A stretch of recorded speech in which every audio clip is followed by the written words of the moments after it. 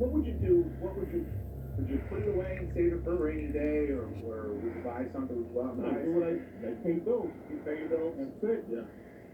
I mean, 1400, man. I mean, how you living on? Hey, that's granted, great. It's good to get that type of money, but oh yeah, shoot, that thing's gonna be gone real quick. well, I mean, I would wonder if people who have been struggling for a year are going to decide that they're going to take some of that and go out and buy themselves something that. No, I think it's a slap in the face for people who are struggling for a year. But it's like somebody who's starved in less than 8 and 6 months, and you throw them down a chip. You mean, 1400 is not. Yeah. How much do you think it should be? I mean, like, it should be, it should be something that's gonna really help people survive. Right, what's that number? I'd say, maybe 5,000 a month. 5,000 a month. Whoa. Yeah. Well, every American gets 60,000 a year to do nothing?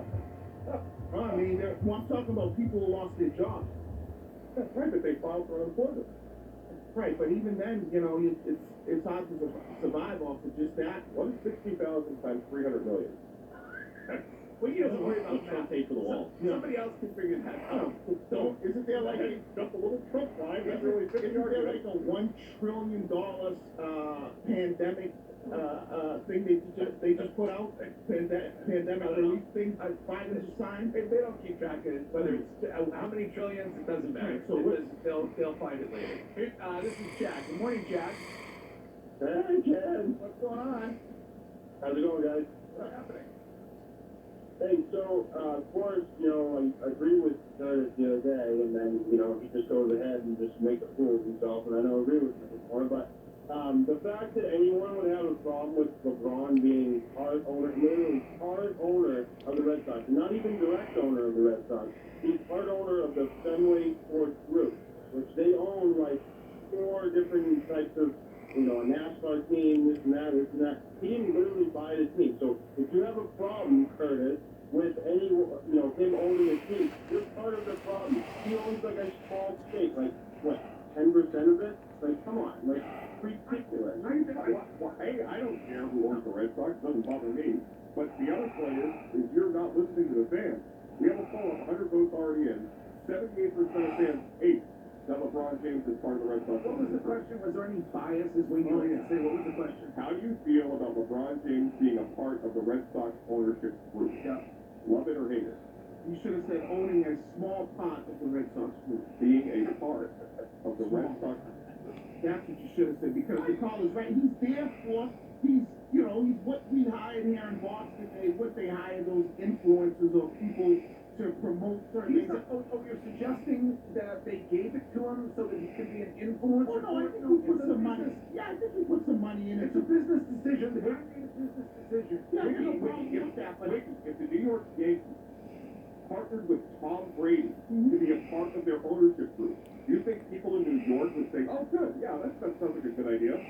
yeah, I think when you look at not only for what baseball is, I think it was a little bit of everything. LeBron looks at it, a way for me to have another I'm not talking business. about the reaction to it. I don't think it's a huge reaction. Well, it has been. We've had a huge reaction. It's for the, I'm telling you, it's for the people that are way right that don't like LeBron. Here is what LeBron James said about becoming a part owner of the Boston Red Sox yesterday. Well, first of all, it's great to be with such a great group with FSG. They've done so many great things over the years, and just that collective group of people, they're just amazing to be partners with.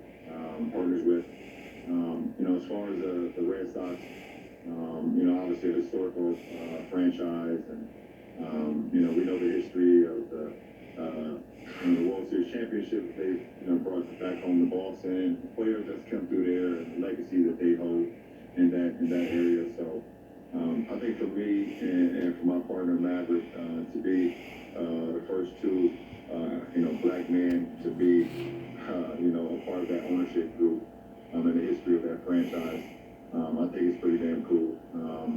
It gives me and people that look like me hope and inspiration that they can be in a position like that as well.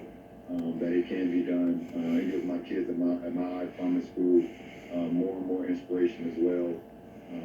But it was a great day for myself for my family, for my school, for my business partner, Matt Ricardo, and everyone that has something to do with our group.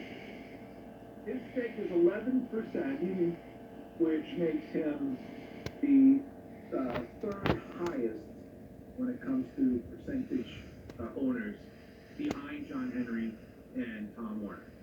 So, pretty good. I mean, smart move on his part, business-wise. Business-wise, and the fact that, trying to, bring a different perspective on, for certain people who might not be fans of baseball. Yeah.